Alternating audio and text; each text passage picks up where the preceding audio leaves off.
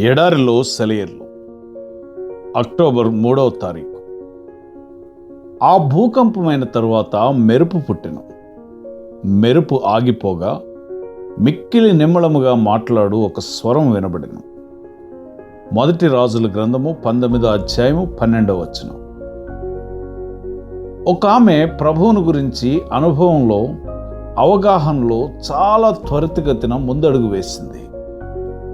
దీనిలోని రహస్యం ఏమిటి అని అడిగితే ఆయన స్వరాన్ని జాగ్రత్తగా కనిపెట్టి వినాలి అని చెప్పింది.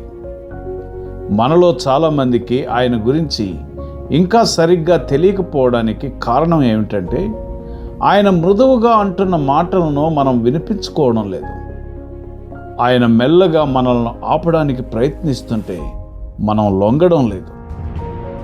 నిమ్మలంగా మాట్లాడే స్వరం చెవులకు వినిపించదు, దానిని మనస్సులో గ్రహించాల్సిందే.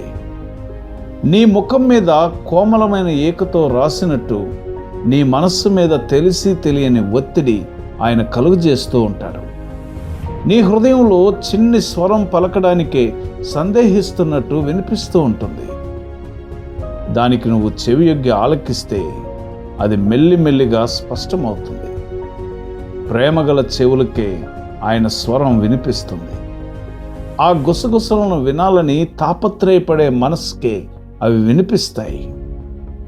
ఆ ప్రేమను నిర్లక్ష్యం చేసి చాలా కాలం దానికి స్పందించకుండా, నమ్మకం ఉంచకుండా ఉంటే అది మాట్లాడడం విరమించుకుంటుంది. ఆయన స్వరాన్ని నువ్వు ఎరిగి ఉంటే ఆ మెల్లని స్వరం కోసం జాగ్రత్తగా కనిపెడుతూ ఉండాలి. సంభాషణలో ఏదైనా ప్రశ్నకు జవాబు ఇవ్వబోయే ముందు ఆ మెల్లని స్వరం ఏదన్నా చెబుతుందేమో అని ఎదురు చూడాలి.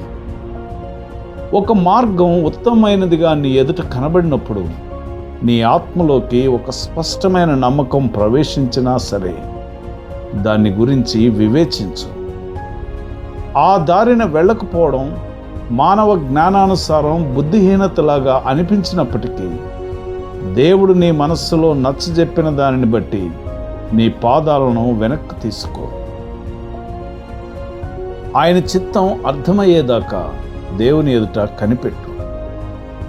నీ మనస్సులోనూ హృదయంలోనూ ప్రతి పథకాన్ని దేవుణ్ణి సిద్ధం చేయని, ఆయన్నే వాటిని అమలుపరచని. నీ స్వంత తెలివితేటలను అనుసరించుకో. చాలాసార్లు ఆయన ఇచ్చిన ఆలోచనలకి, ఆయన కల్పిస్తున్న పరిస్థితులకి ఎక్కడా పొంతన కనబడదు. ఒక్కోసారి దేవుడు తనకు వ్యతిరేకంగా తానే పని చేస్తున్నట్టు అనిపిస్తుంది. కేవలం విని ఆయనకు లోబడు.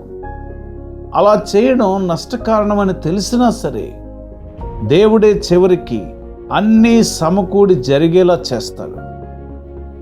ఆయన స్వరాన్ని నువ్వు గుర్తుపట్టగలిగితే దాన్ని అనుసరించడం ద్వారా కలిగే ఫలితాలను లెక్క చేయకు.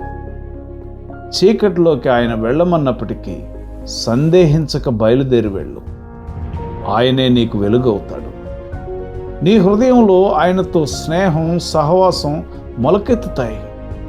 అవే ఆయనను నిన్ను కలిపి బంధిస్తాయి.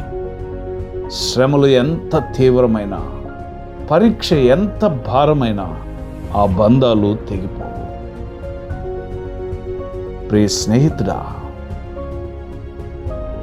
నీ జీవితంలో ఆయన స్వరాన్ని విన్నావా?